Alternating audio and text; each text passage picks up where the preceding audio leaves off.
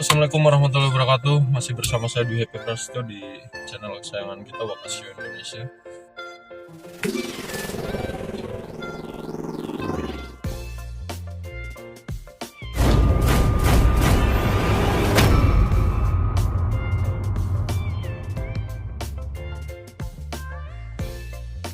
Oke teman-teman, hari ini kita akan sosialisasi gitu ya.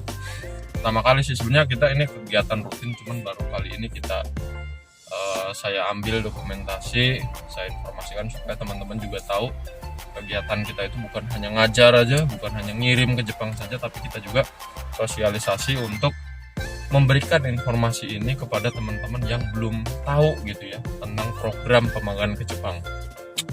Seperti apa nanti sosialisasinya, ikutin kita terus.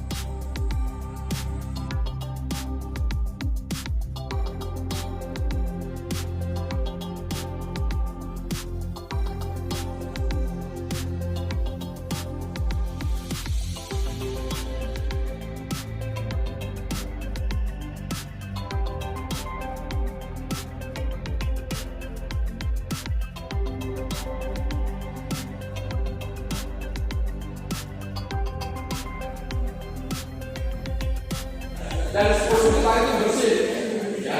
Kalian sudah termasuk makan, apa-apa yang asuransi itu sudah tercover semua.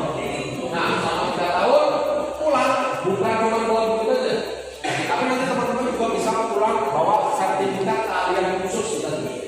Nah, sertifikat keahlian khusus ini bisa, misalnya kamu nggak mau berangkat ke Jepang nih, bisa melamar di perusahaan Jepang yang ada di Indonesia. Minimal perusahaan Jepang akan lebih yakin terhadap anak-anak yang sudah pernah magang di Jepang selama 3 tahun, karena sudah tahu seperti apa karakter orang Jepang di perusahaan Jepang. Yang pertamanya disiplinnya, etos kerjanya luar biasa. Ya.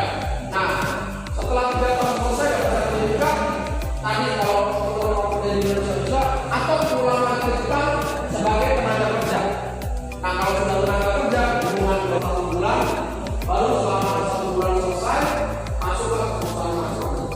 Bulan kedua, lalu hasil dapat gaji, dapat fasilitas, bekerja sesuai dengan yang selama 3 tahun. Itu kurang lebih prosedur yang bisa saya informasikan. Untuk video kita yang sosialisasi ini jadi kegiatan kita gitu ya, nggak melulu di pelatihan bahasa Jepang kemudian melakukan seleksi gitu ya. Kita juga setelah, jadi runtutannya nih ya, setelah kita mendapatkan permintaan gitu ya dari Jepang, kita nanti atau training order deh ya, kita sudah ada jelas training order. Di situ kita petakan nih kebutuhannya seperti apa, mungkin kuotanya berapa gitu, itu kita persiapkan semua. Kemudian kegiatan kita adalah sosialisasi nih teman-teman. Jadi pentingnya sosialisasi ya tidak lain gitu ya, teman-teman yang belum tahu nih program gitu untuk pemagangan ke Jepang kan jadi tahu ya. Salah satu contoh soalnya ya ini yang kita melakukan sosialisasi ke sekolah-sekolah ini, diantaranya banyak banget teman-teman yang ternyata belum mengetahui gitu ya untuk program pemagangan ke Jepang itu. Jadi begitu pentingnya peran kita dalam melakukan sosialisasi ke masyarakat umum gitu. Jadi adanya program magang Jepang, mereka bisa gitu ya tinggal di sana, bekerja, mendapatkan uang atau tabungan gitu ya nanti yang bisa dibawa pulang gitu yang jumlahnya juga cukup besar. Nah, dalam sosialisasi ini banyak hal ya pastinya yang kita informasikan. Jadi teman-teman ini yang awalnya nggak tahu apa-apa jadi benar-benar bisa, oh iya ternyata ada program pemagangan ke Jepang itu, jalurnya gitu ya, jadi tahu harus melewati mana, siapa saja yang bisa ikut. Ya, ternyata mereka aja kaget gitu, oh ternyata saya bisa ya gitu. Yang penting lulusan SMA sederajat bisa ya mengikuti program magang Jepang gitu.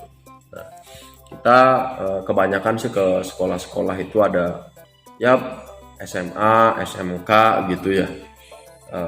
Yang penting yaitu tadi SMA sederajat yang kita kunjungin, sekolah-sekolah yang mungkin ya di situ jarang banget ada sosialisasi, kami pasti datangin sekolah tersebut. Karena umumnya sih kalau sekolah-sekolah yang besar gitu ya yang udah terkenal itu biasanya sudah ada minimal dari pihak sekolah pun sudah memberikan informasi, jadi udah nggak canggung lagi sih.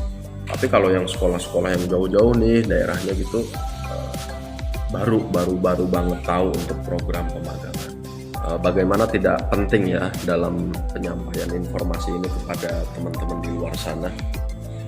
Jangan sampai ada program yang baik gitu ya. Bagaimana mereka bisa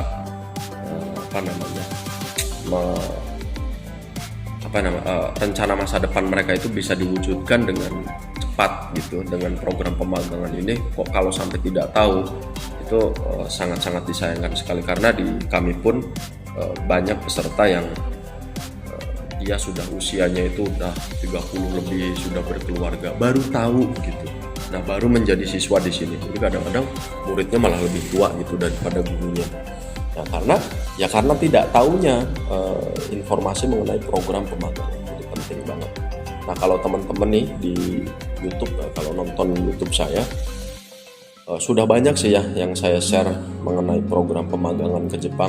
Dan di sini mungkin saya ingetin lagi gitu. Jadi saat ini mungkin Jepang masih dari corona ini ya, walaupun saat ini alhamdulillah sudah buka, per 1 Maret nanti akan dibuka ya setelah 1 tahun lebih ditutup ya. Mudah-mudahan ini menjadi langkah yang baik, keputusan dari pemerintah di Jepang ini, karena yang ngeluh itu bukan hanya teman-teman ya yang ada di Indonesia, maksudnya murid-murid kita ngeluh. Jujur kita juga dari pihak perusahaan Jepang sana, perusahaan salah satunya mungkin konstruksi gitu ya, banyak yang ngobrol sama kita juga bagaimana kondisi untuk pemberangkatan anak-anak. Ya kita jawab itu kan dari negara Jepang gitu. Kalau dari kami semua sudah siap, tinggal kapan Jepang buka kita bisa melaksanakan pemberangkatan gitu. Jadi yang ngeluh bukan hanya kita dari Indonesia, tapi teman-teman kita dari perusahaan Jepang pun banyak sekali mengeluhkan karena ya banyaknya proyek yang mungkin mereka nggak bisa ambil karena tidak ada yang akan mengerjakan, karena sudah terbiasa dengan adanya teman-teman dari Indonesia yang melaksanakan pekerjaan ini.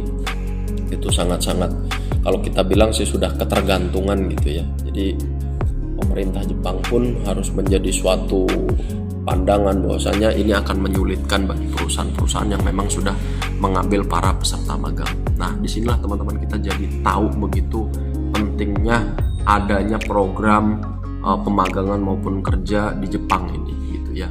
Bukan sekedar wah kita nanti di Jepang gitu ya, kerja dijajah.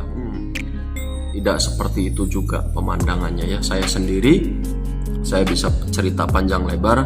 Saya sendiri adalah seorang ex Jepang gitu ya. Saya 7 tahun di Jepang, kebetulan saya malah bidang pekerjaannya di kapal gitu ya, kapal perikanan gitu ya. Jadi kalau cerita yang serem-serem, yang parah-parah gitu, yang taiheng, yang surai gitu ya, mungkin pengalaman saya jauh-jauh lebih mematikan teman-teman. Jadi saya bisa memberikan motivasi yang baik pada teman-teman semua bahwasanya tidak semengerikan itu.